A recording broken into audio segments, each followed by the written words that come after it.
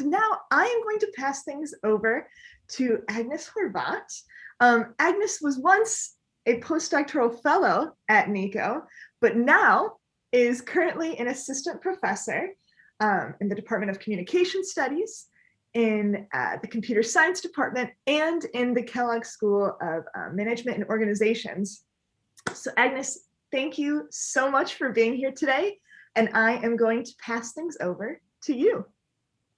Thank you, Megan. This is such an honor to introduce Tauhid Zaman, who's an associate professor of operations management at the Yale School of Management. His background is actually in electrical engineering and computer science. He received all his degrees from MIT. His research develops probabilistic models for social network analysis, a topic that is of interest to many of our NICO colleagues. Some of his interesting areas of focus in the past few years that I thought were also very relevant for our interests are along the lines of combating online extremism, assessing the impact of bots, that's the topic he's going to talk about today, investing in startups, and interestingly also algorithmic sports betting. So a really interesting profile there. Tauhid, the floor is yours. We are really excited to have you. All right, sure thing. So let me just share my screen here. And I think we're ready to roll. All right. So thank you for having me. It's really an honor to be here at NICO. And for the audience there, if you want to ask me questions, you can use the chat, use the Q&A session, or just like talk during the talk. It's totally fine. I can handle real-time questions. And I feel like if you get a question in real time, it's better to answer on the spot than wait to end the talk. So Q&A during the talk is totally encouraged. Yeah, and as Agnes said, today I'll be talking about detecting bots and assessing their impact in social networks. And this is a pretty large project done with a bunch of my students back when I was at MIT. So the kind of motivation of this talk are influence campaigns. So some of the most well-known ones are here from the Intelligence Community Assessment about Russians meddling in the US elections back in 2016. And what they found in this report was that the Russians were basically manipulating American social media with some kind of goal in mind. Usually the goal is to like polarize people, but it's not clear what they're trying to do, but they were actually manipulating online social media, a lot of times with fake social media accounts called bots, right? And they kept doing it. So if you check the media for the past couple of years, like any kind of polarizing political issue in America, you'd find Russian bots in social media trying to like gas people up and kind of, I feel like, heighten the polarization, okay? But it's not just Russia doing it. Bots are a global affair. So if you check all over the world, a lot of nation states have their own bot armies that they deploy into the information environment in the social media, trying to manipulate discussions about important geopolitical topics. So Turkey, the Middle East, like Qatar, Saudi, the Emirates, China, Russia, everybody but us, I think, has a proper bot army rolling around doing stuff in social media. And so when that happens, right, when a nation state starts putting bots out there, trying to manipulate the online discussion, suddenly like social media is not just social media, it's more of it's a concern of like defense and national security. It becomes from like social media network to like an information environment, right? And the environment is becoming more important. So new kinds of problems are going to pop up in the environment we have to deal with to kind of protect us and defend, I guess the phrase is to defend our democracy from manipulation. And so if you're to go into social media space, this information environment, and you're going to build tools to like protect people and protect democracy there, you got to change your mindset of how you view what a tool is for like protecting people. So what I say is it's not tanks and bombs, it's tweets and bots, right? Like you got to view these tools as like tools to protect us. And they're different kinds of tools than you're used to in the military or defense setting. So what are these tweets and bots I'm talking about? So it's not exactly tweets and bots, but it's more general like workflow. So the area I work in is in this kind of environment, and the name is given is called information operations. Okay, and I'll see some Q&A here. Does the U.S. not deploy bots? So Lewis, I'm not sure what they do, but given my experience working with DARPA and other defense contractors, it seems like we haven't really matured that space yet, at least publicly. Maybe something deep in the NSA is happening I don't know about, but publicly I know about other countries doing it. And it seems like US is a little bit behind the curve on social media defense. Maybe because we're more ahead in like kinetic warfare, we kind of took this for granted. But I think we're a little bit behind the curve. Great question. Okay, so information operations, right? If you're going to work in this space and try to build tools to kind of help us protect democracy, what are you building? And so the kind of main tools I think are here are monitoring, identification, assessment, and countering. And let me tell you briefly what these tools are about in more detail. So monitoring could just mean, figure out who you want to listen to on social media to monitor for like possible attacks. One way to do is to actually find people in a geographic region, like in a city or town, or maybe people in a certain online community. And so my group built a tool to do this a couple of years ago. It basically give them a couple of seed users and it'll just grow out the whole set of people in that region or that community. So for monitoring, we have a tool for that. Next up is identification. So once you're monitoring this population or this conversation, you want to find these malicious actors in the data set. Now, those malicious actors could be ISIS terrorists. So a couple of years ago, I wrote a paper about finding ISIS extremists online and basically find them before they say anything on Twitter to prevent them from like propagandizing, inciting violence. So basically using their network structure to figure out their ISIS. But that's not today's topic. Today's topic is going to be about the other kind of malicious user, which is the bot, the automated account that's just out there trying to like amplify certain voices in an artificial kind of way. So I'll talk about that today. After you find these bots or malicious users, the important question I think is not asked enough is assessment. So those bots are there, they're running an influence campaign.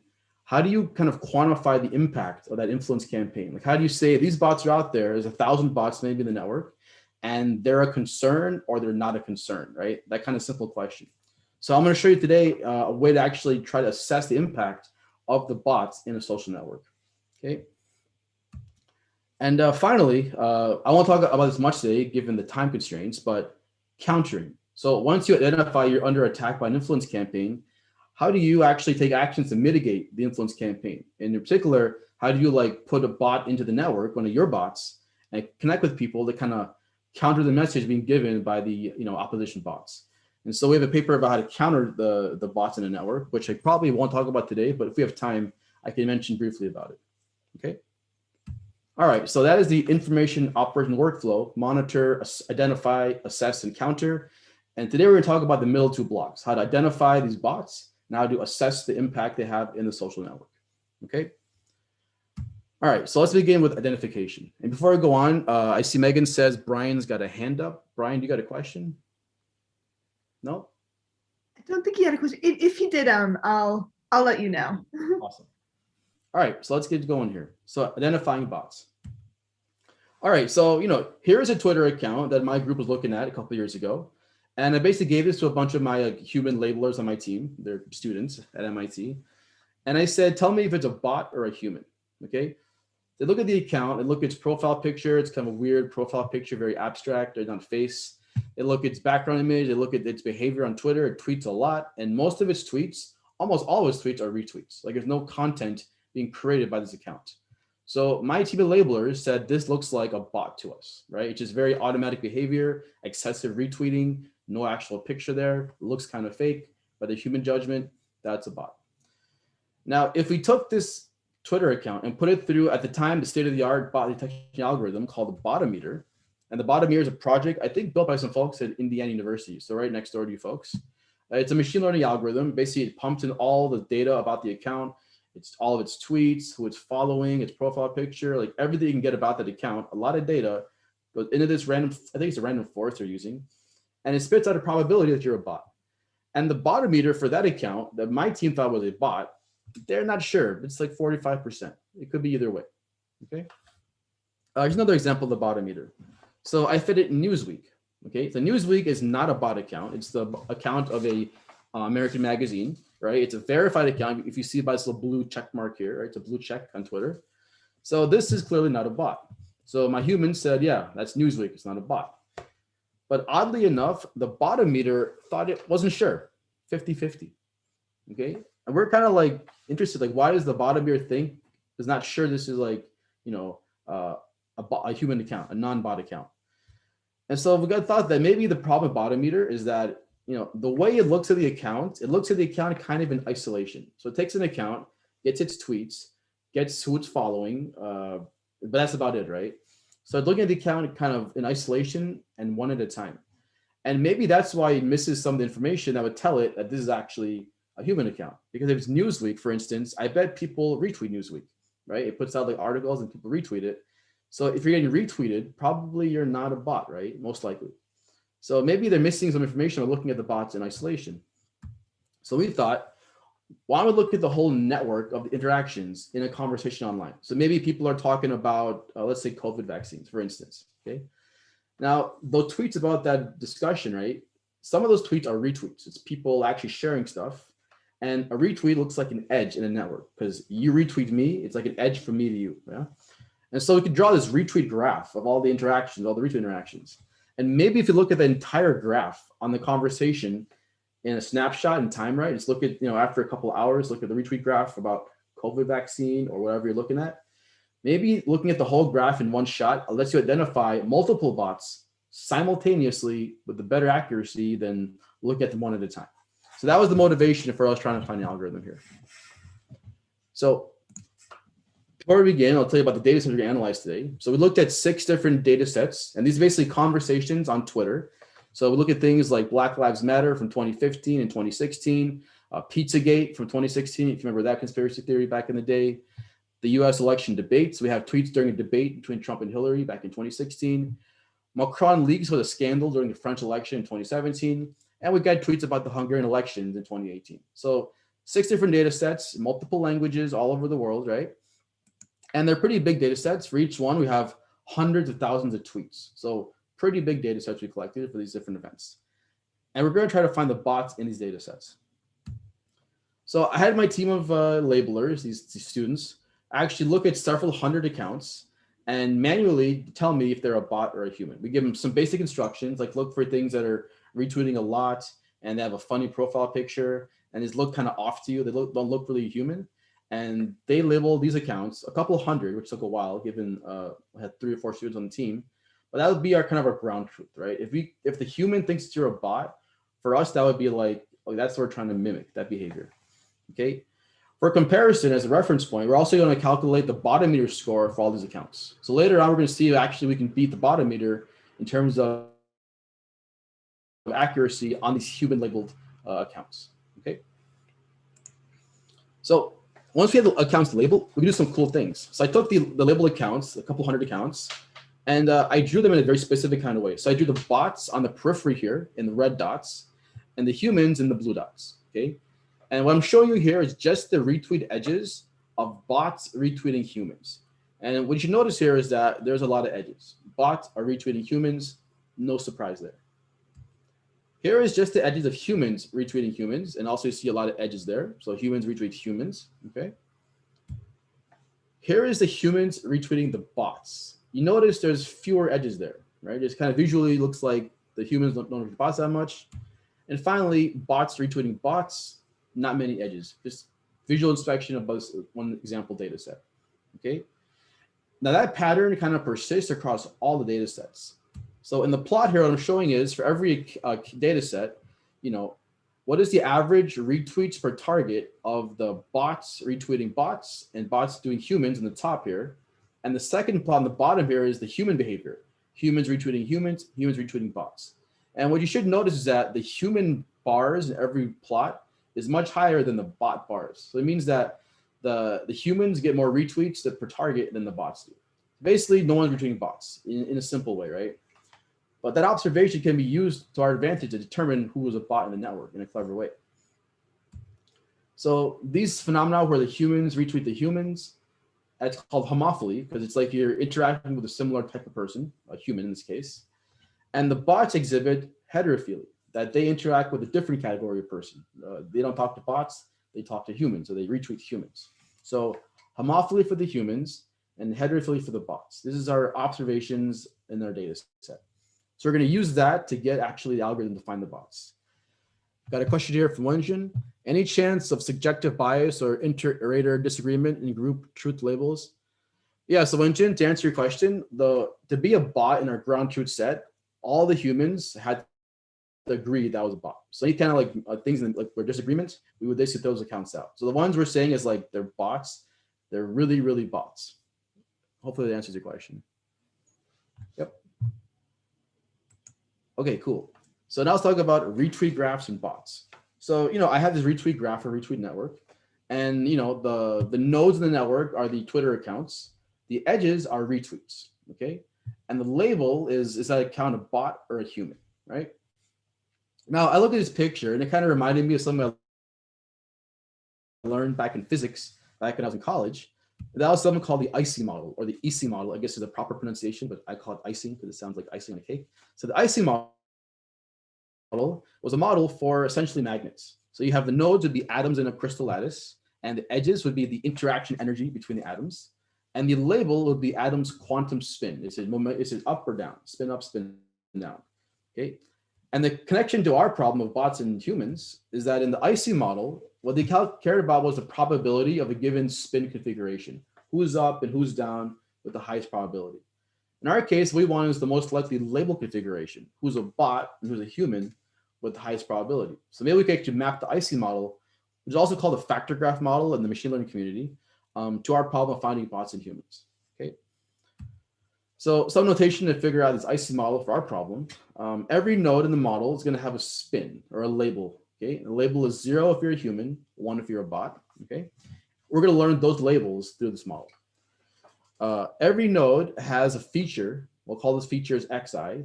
They could be things like, are you verified, not verified? How many friends you have, how many followers you have, basic properties from your Twitter profile. And the edges of retweets also have features. And then we'll call those features ZIJ. And the features could be things like, here's an edge. This is this person's follower account, this person's follower account. Like those two numbers could be an edge feature, if you think of it that way. So very simple features, right? Okay. Now, the IC model is a physics model, so it involves energy, naturally. And there's two kinds of energies in the model. There are node energies. So every node gets an energy. We'll call that phi. That's a function of the node's features and the node's label. Okay? So changing the label of the node will change its energy in this model. And ditto for the edges. These are interaction energies. Every pair of nodes gets an interaction energy if there's an edge between them. And that energy is a function of the pairwise features and the label of the first person and the label of the second person. So change these labels, change these energies, okay?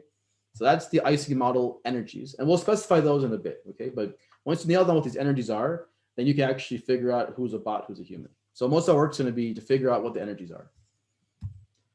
Okay, so once you have the energies, the whole energy of the system in the IC model, or the energy of a configuration of labels, we'll call that L here, is just adding up all the node energies and adding up all the interaction energies, okay? And that gives you the IC model energy for a label configuration.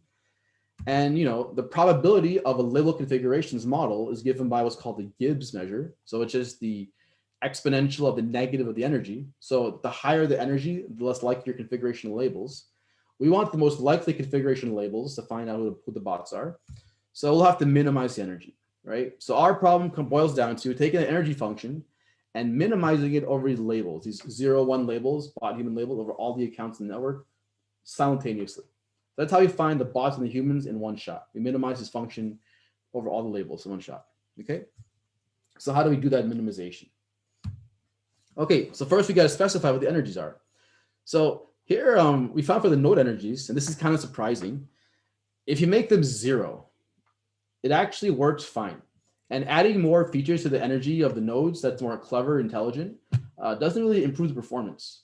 So it turns out most of the information to figure out who's a bot and a human in our situation, it comes from the network structure, not the features of the nodes. So to make life easy for practitioners, make the node energy 0 for all the nodes.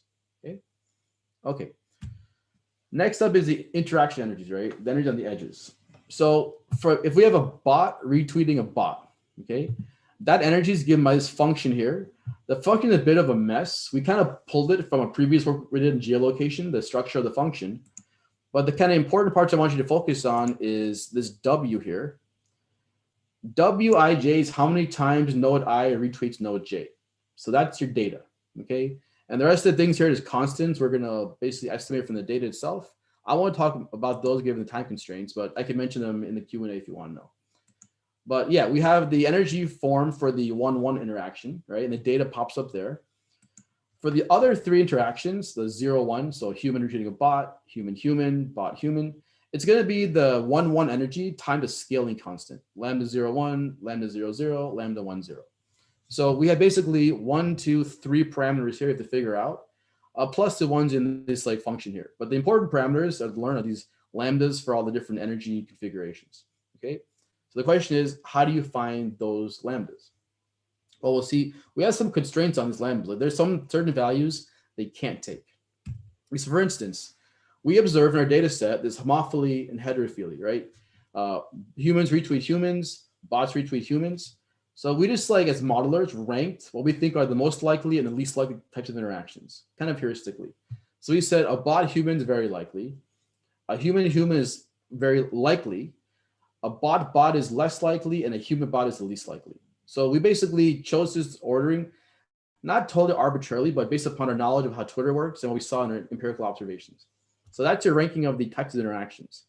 So that means that, you know, bot human is the most likely kind of interaction, has the lowest energy in the IC model setting, and human bot has the highest energy. And so this kind of ordering here gives you a constraint on these interaction energies, right? The 1, 0 is the lowest, then 0, 0, 1, 1, 0, 1. Okay, so that's a constraint on these things. That's this one thing has to be true for a model to respect the empirical observations. Okay. Next up is a condition called submodularity. Okay, so for those that don't know what submodularity means, if a function like our energy function, which is a function of the labels, right? And you can think of it as a set function, right? Because you basically say who are the bots, who are the humans, 2 sets, and what is the energy of those 2 different sets, right? If the function is submodular, then actually it means you can minimize it really efficiently. So to make the icing energy submodular, it turns out this is the constraint, that the 1, 0 minus 0, 0 is bigger than the 1, 1 minus 0, 1. Okay, and this is a condition, we didn't invent this, it was known by people that actually use this IC model, not for social media, but for computer vision applications. So basically took their constraint about submodularity to make our function easy to optimize. Okay, now, if you make it submodular, how do you actually minimize the energy? Well, it's a cool way you can do it. So you use something called a graph cut. So for folks that are not like CS familiar, this will be kind of a new thing for you. But if I have a retweet graph, let's say I have 2 nodes, node V1, V2, and the labels I put on them are bot human, right? The energy of that configuration labels is the node energy of this person with a 1 there, and then phi of this person with a 0, and then the interaction is a 1, 0, right? Bot human. So that's the energy of that configuration with those labels. I could draw another graph called an energy graph, where the nodes are the nodes in the original graph, but I throw in the source node here and a sink node here, okay? And then I can cut the graph so that there's no pathway from the source to the sink. So I cut off my edges here and the dotted lines, I remove them to make sure you can actually get from S to T here. That's called an ST cut of this energy graph, okay? Now when I cut the graph, the edges I cut have weights. And if I add up their weights, I get a cut weight. And one cool thing about the cut is that the cut actually corresponds to a label configuration. Because if I don't cut the edge from a node to the source, I can say it's a bot. And if I don't cut the edge from a node to a sink, it's a human. So every cut equals a label configuration, right? And then what would be nice is that if you can make the weight of the cuts equal the energy of the configuration, then minimizing the cut weight here would give you the minimum energy label configuration here and tell you who the bot and humans are. So how do you put the weights and the edges here in the energy graph to make it that properly true that you cut it and the cut weight equals the configuration energy? And it's pretty straightforward calculation. I mean, a little bit tedious. So I'm showing you the equations here on this little diagram, okay? Not for you to focus on the equation themselves, but to point out that you can do this, right? But there's one little nuance. And the nuance is that you see like here, there's a minus sign, right? And like there's a minus sign. So to make this like mapping work out, you got to put some negative signs in the weights on the energy graph. And that means if you make this, like if I make this one too big, the psi 0, 0 or the psi 1, 1 too big, right? This weight could be negative. It could be less than 0. Okay. And if it's less than 0, you're in trouble because then you can't solve this minimum cut problem if the weights are negative. And so that gives you another constraint that these weights in the graph here, they have to be non-negative. So if you do the math, that's one more constraint, a very simple linear constraint here. The 2 times 0, 0 plus the 1, 0 minus the 0, 1 is greater than or equal to 0. So that's our third constraint. So it turns out with those 3 constraints, I can actually figure out what the lambdas are. So here's how we're going to apply the algorithm in practice.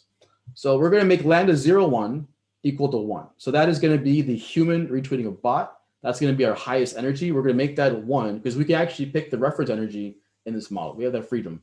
So it's kind of nice. And physically, they say you can pick the ground state kind of arbitrarily. So you pick a ground state to be this value. For the bot retweeting human, that's our most likely interaction, so our lowest energy. We're going to make it equal to the lowest possible value that's feasible given our constraints. So we're going to make that equal to 0, 0 plus 1, 1 minus 1, which is basically minus 0, 1. You can check with our constraint. This is the lowest value for the 1, 0 interaction given our constraints. And then the only things left are 0, 0 and 1, 1, right? And so if you basically plot those things in a plot here, and I put in like constraints as these linear lines, and I color in the blue, the feasible region for the 1, 1, 0, 0, these are the possible lambda 1, 1, 0, 0s that are feasible, that are satisfy homophily, heterophily, submodularity, and non-negativity, okay? And then in practice, how do we pick the lambdas? We just chose the centroid of that region. So center of mass of that blue triangle there. And that's going to be a parameter. So that's like lambda 0, 0 is 0.6 and 1, 1 is 0.8. And that seems to work. We did try like moving his dot around, trying something a little bit higher, lower, all around here. And basically our findings are robust to the choice of the exact values of these parameters. So that's very nice. That means we can actually choose these things and not worry too much about being sensitive to the values of it. So we'll pick the centroid values here. That gives us 1, 0. That gives us 0, 1. And now we're ready to roll. Now we can apply the algorithm to actual data. So to remind you again, we had these 6 different data sets, right? We had the ground truth labels by our human labelers on a couple hundred accounts. We're going to now apply the algorithm to it. And then we're going to see, what is the performance of our algorithm versus the bottom meter, kind of reference point in this space on the data sets. So here's what we find in terms of what's called an AUC metric. So for those that don't know machine learning, an AUC means the area under the curve metric. It's a score for how good a classifier is. And 1 is the best score, 0.5 is the worst. Notice that in all the data sets, ours is the purple here. We actually beat the bottom meter by a decent amount, I'd say, not a huge amount, but we do beat it, except on one data set. So for some reason, on 2015, Black Lives Matter, we lose to the bottom meter, okay? Now, everything else, we beat it, but we lose on this one data set. Now, why is that? My guess is that this is an earlier data set. It's 2015. So 2015 to 2016, I think something changed in Twitter. Like the kind of bots you saw had changed that year because, I don't know, maybe the election, maybe Brexit happened in England, but somehow like the behavior of bots changed and they kind of got more aggressive and a lot more retweeting behavior. And that's why I think that we didn't work so well on BLM 2015, but ever since then, we're actually pretty good. Okay. Now, I want to point out that this picture doesn't tell you the whole story, how good or how much better we do than bottom meter. Because here it looks like, oh, you beat it by a little bit, not a big deal, right? But now let me show you the actual ROC curves or performance for our algorithm versus the bottom meter. So here's for the 6 different data sets. I'm plotting the false positive rate, true positive rate for detection of our algorithm versus bottom meter. And if this kind of curve is new to you, basically where you want to be is you want to be hanging out over here somewhere, right? Because over here, you have a very low false positive rate and a very high true positive rate.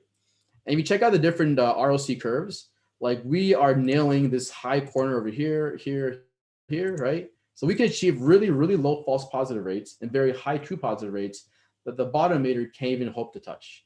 And even like when we lose to them in BLM 2015, we still can achieve a much better operating point for our algorithm. And so what happens if you look at the way the algorithm performs, our algorithm is much better at separating bots from humans than the bottom meter is. Like it puts them very, very far apart. And that is why in specific operating points, we can actually outperform the algorithm by quite a bit versus a simple like AUC metric. So yeah, we're actually doing a lot better with detecting the bots than bottom meter. And we do less data too, right? With bottom meter, you're collecting everything about the account, all of his tweets, all of his interactions, right? For us, it's just a bunch of tweets about a topic and a retweet graph. So a much sparser data set, we can detect bots faster, right? Because you get them all in one shot and with higher accuracy. All right, so that's cool. So now we have a functional algorithm for finding bots. Okay, so yeah, identification, check, right? We have a new tool to find bots, trying to manipulate these online discussions. Okay, so before I go on, is there any questions about that algorithm? I can pause for a sec here because I think we're on schedule. Yeah. Y'all are quiet today. All right, well, that's cool. I'll have to talk more then. Again, please ask questions if you got them, right? This is an interactive kind of environment, right? Okay, next up is assess, right? You found a bunch of bots and they're trying to manipulate a discussion. How much impact are they having? Okay, so what you can kind of visualize in your head is that I have a network here of these blue nodes and I call these targets. Who are the targets? The targets are you and me. They're regular people on Twitter that are talking about the topic, okay? And then we got a bunch of bots here, right? And the bots are actually followed by the targets, if you can believe this. Like a lot of bots have a lot of reach, actually. It's kind of surprising. So people follow the bots, and the bots say things, retweet things, and they can persuade the people.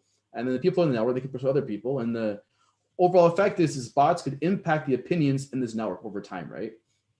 So how much impact are they having, and how do you actually measure that? Because that's a very tricky question, right? And there's many ways to kind of get at what is the bot impact. But one way that I found to be a nice way that actually works well for large data sets, is very quick and efficient, is an idea kind of familiar to people maybe in this audience. That's this idea of a network centrality, okay? So a network centrality, as many of you probably know, it's a function that takes in a node in a graph and spits out a number. So centrality is measured how important a node is in a network. And centralities have application in many, many important problems. Back in the old days in Google, actually, they were based upon something called PageRank, which was a network centrality to rank web pages by how important they are. And then to find influencers or things like eigenvector centrality, to find critical nodes in a network, you use things like between centrality. Back in I was in grad school, they made something called rumor centrality to find rumor sources of networks, right? Centralities are a nice way to actually solve a lot of practical problems on networks. So why don't we try to do that centrality approach for bots and their impact, right? Let's figure out some kind of function f that takes in a bot and spits out the bot's impact on the opinions, okay? So we're going to find some function that's going to take in a bot and spit out a number that tells you its impact on the opinions. But we have to go a bit beyond this centrality notion, because in a network, there's not one bot, there's many bots. So we want is actually a function that takes in a set of nodes, like a set of bots, for instance, and tells you that whole set of nodes, what is their impact on the opinions, okay? And the question is, how do you build that function? Like, what is the way you kind of get at what the bot impact is? And so you realize that the bot impact is the impact on the opinions. That's how we're going to quantify they're having impacts. So why don't we actually start from scratch and let's build a model of how opinions evolve in a social network. Once we have that, maybe that can guide us to how to build this function, to give us some kind of insights, what the function should be like. So let's do it. Let's build a model of opinion dynamics in social networks. Okay, so here's our model starting point. We have a directed network, right? There's arrows on those edges, and the arrow indicates the flow of information. So for instance, 1 here has an arrow pointing to it from 2. This means in Twitter parlance or Instagram parlance, 1 is following 2. Following means whatever 2 says gets pumped into 1's timeline, 1 can see it and potentially be persuaded by it, okay? So yeah, if you get confused in this graph here, the edge is a flow of information. Okay, now what is flowing on the edges are tweets, okay? And people tweet at different rates. Some people are very active, like Donald Trump was back in the day. Some people are not so active, like Donald Trump is today, okay? But there is a rate of tweeting people exhibit. We'll call that rate lambda, okay? If you like studying Poisson processes, think of this as like a Poisson process or a lambda of how you're spitting out tweets, okay? Everybody got their own rate. Now, the opinions in the network, they're going to vary with time, right? Because if I hear a tweet, it can persuade me and change my opinion. So your opinion is a function of time. We'll use a variable theta for the opinion, and that's going to change with time. So everybody got their own time varying opinion in the graph, okay?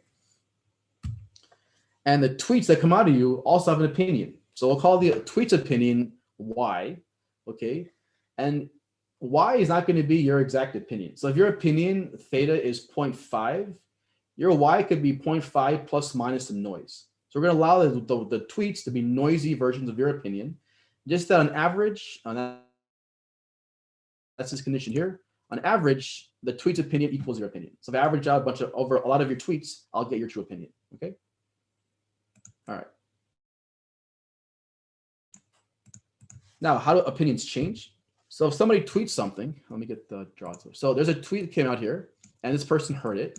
Then the update rule is that my new opinion is going to be a convex combination of the tweet here and my current opinion here. Okay, and the weight is going to be this Wi of t, right? So Wi times the tweet's opinion, 1 minus W for my opinion. Okay, so that equation, if you study this field, is very, very familiar to you, right? Basically, that is the de Groot model from the classic opinion model from, I think, the 70s, when they're first studying opinion formation. Basically, it says that you basically average your opinion and what you heard, your neighbor's opinion, to get your new opinion, right? The wrinkle here is that we're adding in a couple of bells and whistles. For instance, these weights, they differ by person. So you got to wait, I got to wait, she got to wait, and he got to wait, right? Second thing is the weight is a function of time. So I'm allowing the weight to change with time. Maybe it gets bigger, maybe it gets smaller, right? The weight could be time varying. And finally, the opinion themselves, the Ys, they're noisy, right? So you're not going to hear your neighbor's exact opinion. You're going to hear like their noisy version of their opinion. It's like their opinion channeled into like 140 characters or 280 characters, whatever it is now, right? So it's kind of generalizing the de Groot model. So we'll see if we generalize it, what kind of happens in this network. So let me clear all my drawings. Okay.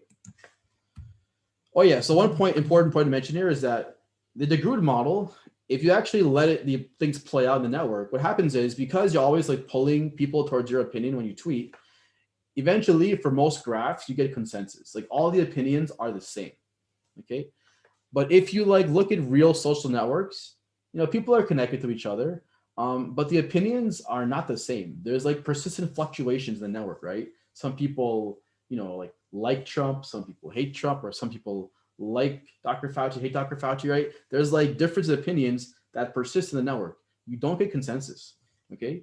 So to actually add in that real observed behavior, we'll add one more wrinkle to this model, which is that some users we're going to say are stubborn. And stubborn means that their W is 0. So you tweet at them, nothing happens, okay? The rest of us, as normal people, we are non-stubborn. And our weights, all I'm going to assume is that the weight decreases with time, okay? Like the older you get, the less you kind of hear things.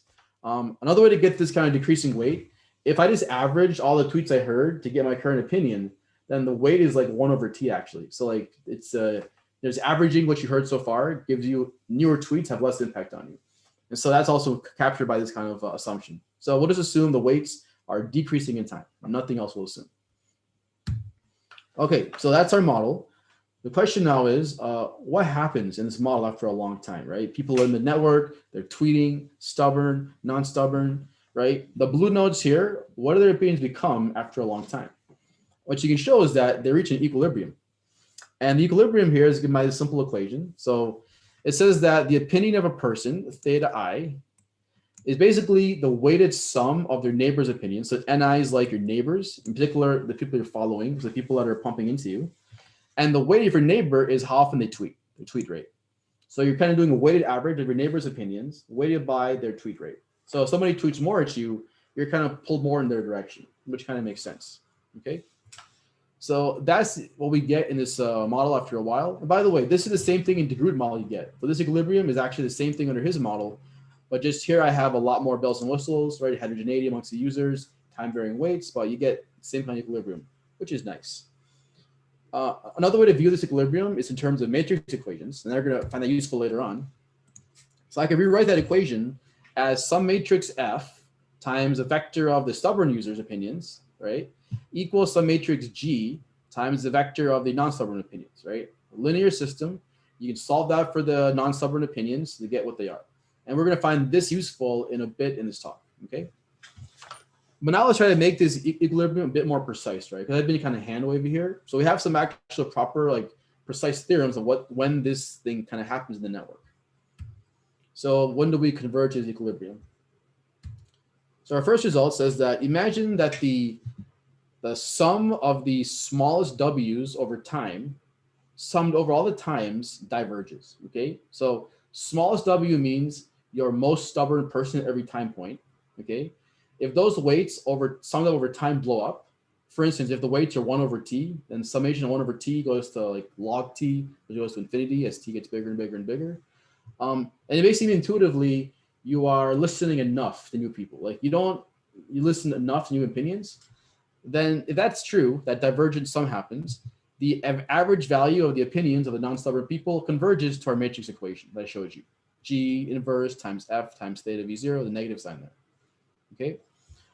Now that's about the average value of the opinions. How about like the opinions fluctuations, right? Because they're actually random variables because you're adding up noisy tweets to get your opinion. Well, if you look at the covariance, let's call the covariance here sigma t of all those opinions, right? The covariance matrix. Now, if the sum diverges, so that means you're listening enough. But if the sum of the squares of these W's converges, right? That means you don't listen too much, right? You listen just enough. So divergent sum, convergent sum squared, or squared sum, however you say that properly, then your covariance also goes to 0, right? What that means in practice is that I can treat the opinions in equilibrium as if there's numbers, as if they're deterministic numbers, because this gives you convergence probability of these opinions.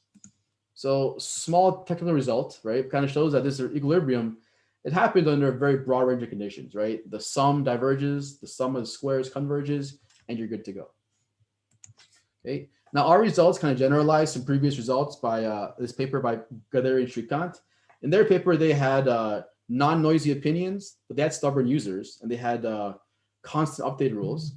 We kind of showed that you get the same result even with like non-constant opinions, noisy opinions, and non-constant update rules. And second cool fun fact, so these conditions about the sum diverges and the sum converges, they actually pop up exactly like this in a paper from 51 by Robbins and Monroe about stochastic approximation. So there's some like funny connection between stochastic approximation and this opinion model, which are kind of cool to talk about maybe in the Q&A session. Okay, question from Honglin Bao. Is the interaction probability between different users always the same if they share an edge? Yeah, so Hongling, the model basically says you're tweeting with a Poisson process. So you broadcast to all your followers a tweet at a Poisson process, maybe at your rate, maybe once, twice a day. So who would talk is random, right? Because it's a Poisson process. And then you can actually embed that in a discrete time model. That's why like we can do time 1, time 2, time 3, because when somebody tweets, it's a discrete time step. That's when the opinions change, if that kind of answers your question. Guess they're answered. Okay, cool. Okay, so no, we have this equilibrium now, right? Going back here, this matrix equation. And we know it gets that equation with some theorems, right? So we have some kind of mathematical justification for that equilibrium. Now let's try to use that to measure centralities of bots. Yeah. So if I have a network and I got a bot there, right? I can calculate this these blue opinions using the red opinions, right? Solve this equation and I get these blue guys' opinions. Then what I could do is I could actually take the bot out of the graph. Just take it out, right? Delete the bot and delete the edges. I get a brand new network, right? So a brand new matrix F, I'll call it F prime, brand new G primed, right? And then I get brand new opinions. So taking the bot out changes the matrices G and F. I'll change my opinion to the blue nodes, okay? And then to define a centrality,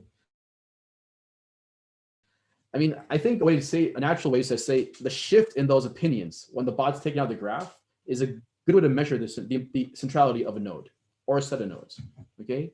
And what exact shift do you want to use? Well, we define a centrality called generalized harmonic influence centrality, or GHIC, or GHIC, I'll call it GHIC for short.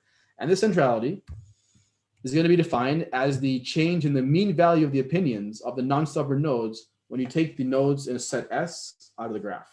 Right? So a bunch of nodes S, you care about their impact, just calculate the opinions with them.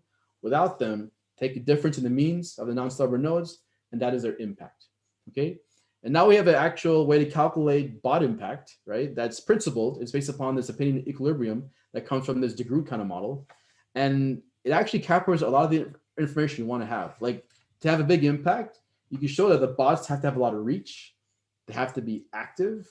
And the people they talk to have to actually have different opinions in them, because if they're red nodes talking to red nodes, not much impact there, right? So you have to have opinion diversity, highly active, and have reach. So 3 factors are kind of lumped together in this GHIC centrality measure, okay? Now, the measure, I can't take full credit for it. Actually, it was invented a couple of years ago, but they called it HIC, the harmonic influence centrality, in this paper by Vasil and his co-authors. And the difference between their work and our work is that in their work, the way they define this for only one node, right? So their centrality was a proper centrality for one node coming in, okay? But more importantly, in their approach, what they did was they say, I want to find this node's impact. So I'll take a stubborn nodes and make their opinions 0.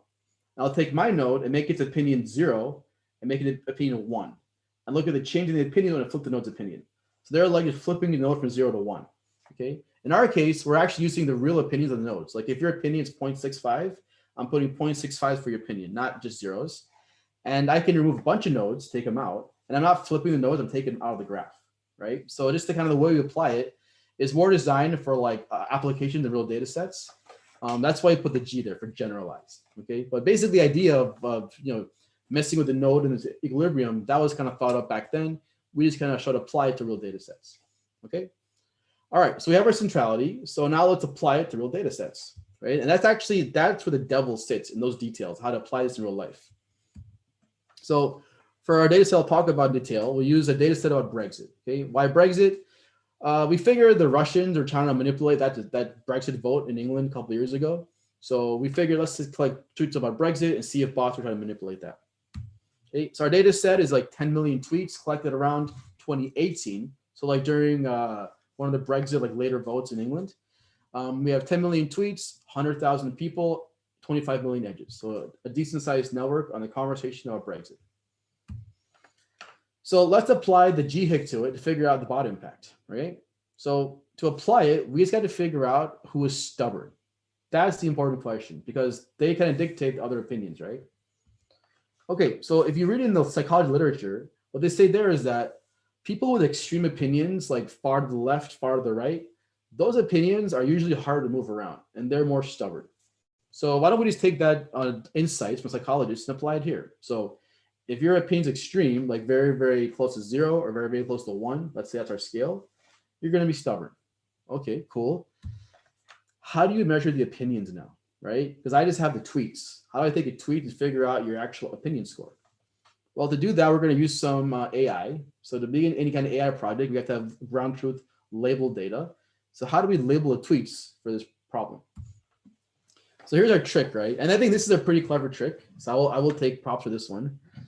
We basically made a list or 2 lists of hashtags that indicate support or opposition to Brexit. So hashtags like in the picture here, exit Brexit, stop Brexit, remain. Those are like anti-Brexit hashtags, okay? We have a list like 20 for each category, right? Anti-Brexit, pro-Brexit.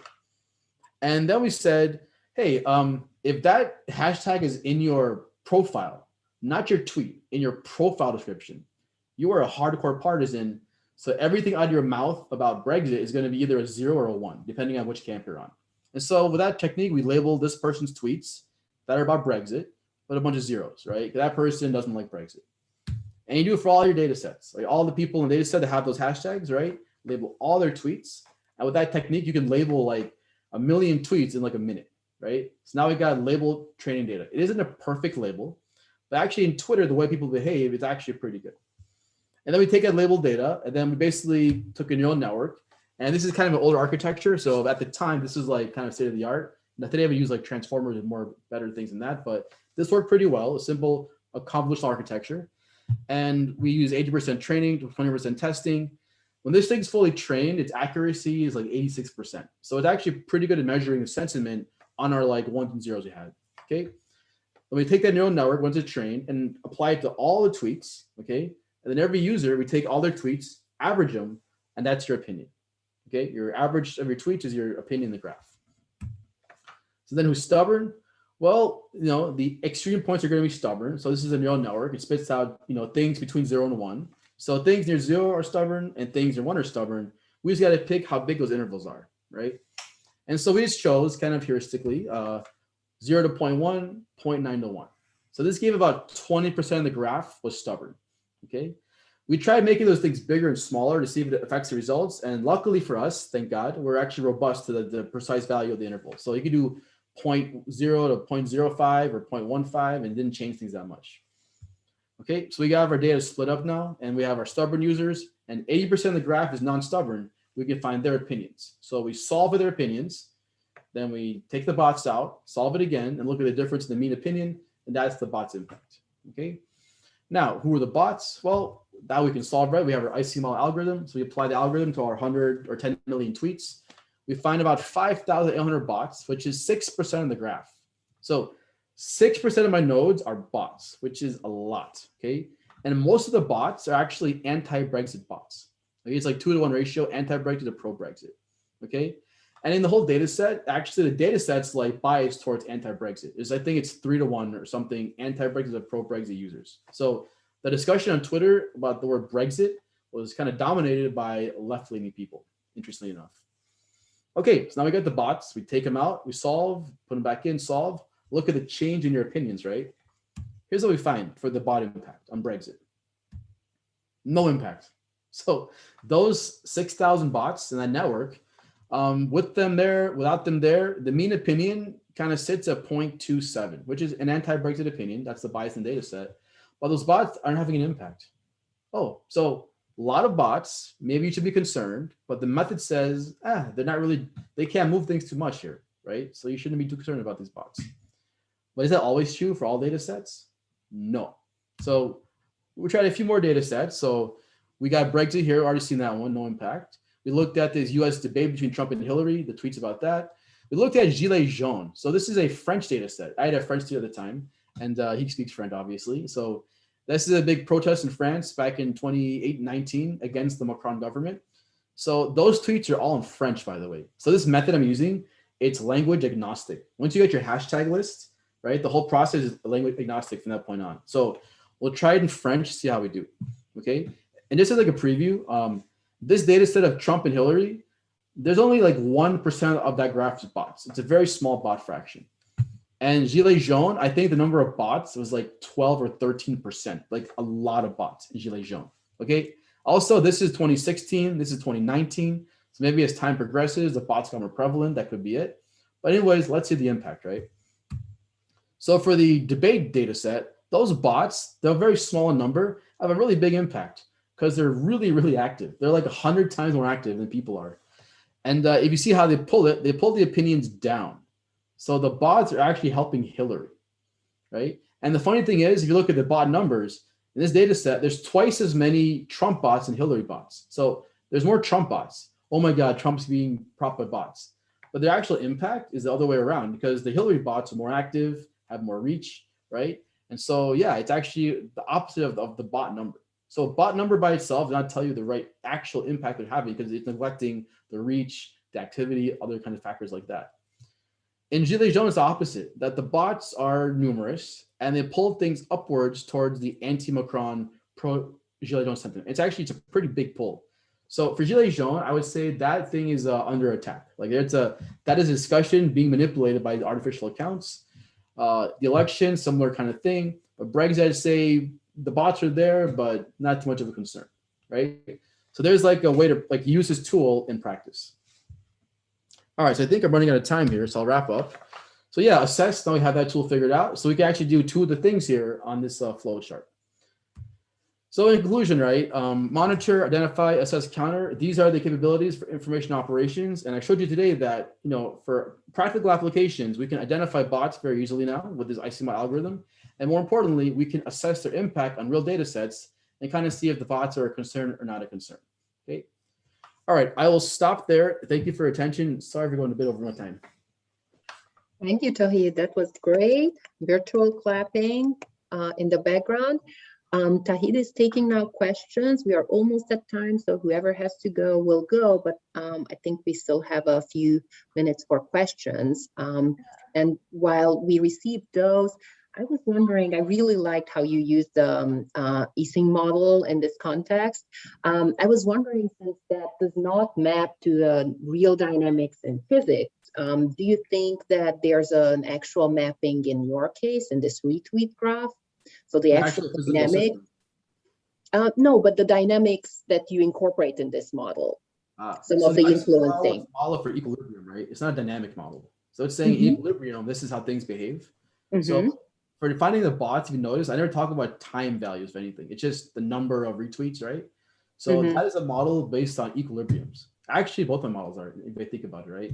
So dynamics of how they're behaving is not actually being incorporated in my bot detector. So let me rephrase then. Do you, so it's not necessarily about the dynamics, but the factors that you take into account. How realistic are those?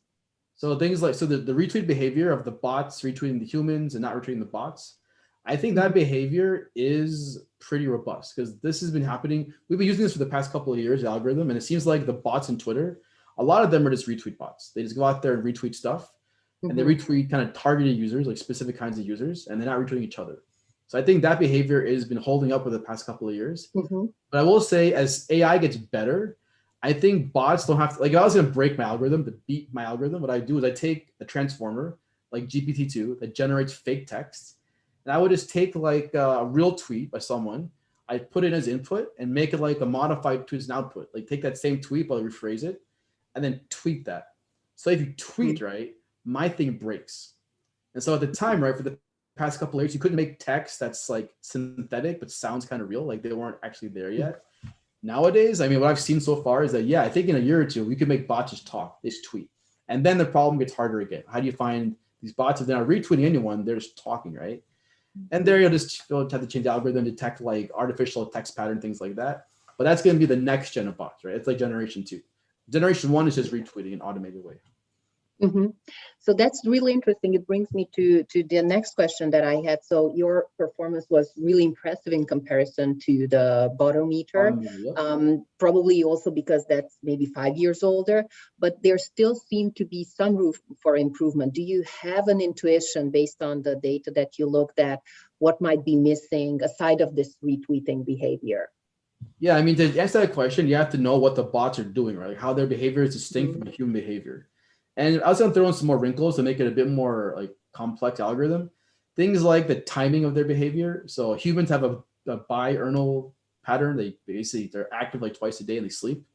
I don't think bots sleep. I think they tweet all the time at funny hours. So that could be an indicator something's wrong. And so basically there's like a million things to find bots out there, right? There's like temporal based ones, entity based ones, machine learning based ones, right? I saw one like last week in some paper. They're using transformers to find bots, like complex neural networks to find the bots by looking at their text. So I think you could throw in those like other things as like node energies, right? Like in my model is node energy. That could be like a score based on a different algorithm, right? So that could make it a little bit better. So like there's the network behavior with the retweets. Then there's like this kind of, are you yourself like funny looking based upon your individual features? That could be the node energy, right? And then if you combine those things, maybe you can do better than what we did. Now we tried that with Botometer. We used Botometer as like the score of the node, like node energy, and didn't help much in these data sets. But as bots get smarter, maybe like the retweet structure goes away and more like the node information. So yeah, I always make it a module in my algorithm. The node energy would come from another individual based bot detection algorithm. And you get the best of both worlds. That's exciting. We have a question from Christian Weppe in the Q&A. Isn't it risky to make statements about the influence of bots without making social experiments to study how user opinions may change when exposed to the narratives pushed by bots over time? Yeah, this is an excellent question, right? And one I get quite a bit because I'm not making a causal statement. I'm not saying the bots cause the opinions to move because they can't really show that, right? So what I'm saying is if I have a big pile of data, let's say a bunch of tweets about a topic, and I want some way to measure that there is an impact here on these opinions, right? How would I do that? Well, you know, things that would think that impact is the bots reach or the bots impact will come from they reach a lot of people, like the reach, right? So if using old centralities, like things like maybe distance centrality will capture that maybe, right? Or between eigenvector centrality, but that matters. If the bots are active, right, they should have more impact than a quiet bot. Like if nobody talks, there's no impact. So that should matter. And if the bots talk to people that are a little bit different than them, right? So if you're already kind of hardcore in that camp, I think following a bot doesn't change your opinion too much. But if you're kind of in the middle, right, then the bot could potentially move you around. So those three factors should be qualitatively things that kind of tell you how important the bots are. And this G-HIC measure we invented, that incorporates those three factors. So it's not saying that the bots are shifting opinions by this much percentage, right? The more useful way to view it is that they're reaching a lot of people and they're active, and that could be a problem, right? So it's more like a first warning sign that something's going on here. Good question. Yeah, thank you for clarifying that validation question. Any other questions from the audience? Megan? I think that looks like that's all the questions. But if any of our audience members think of any, they can always email me, and I can email Tauhid with the questions to get them answered. Directly. I'll do email responses. It's fine. Awesome. We appreciate it. We appreciate it. I think that pretty much wraps things up for today. Tauhid, thank you so much for your talk. It was so fascinating. Cool. Glad to be here. Yes, we're so glad that we were able to have you here. And thank you, Agnes, for helping moderate and introduce Tauhid. And thank you to everybody for attending today's talk. Be sure to come back next week. We have David Ferrucci speaking, and we're really excited about that. But for now, we'll see you next time. And thank you, everyone. Bye. Bye.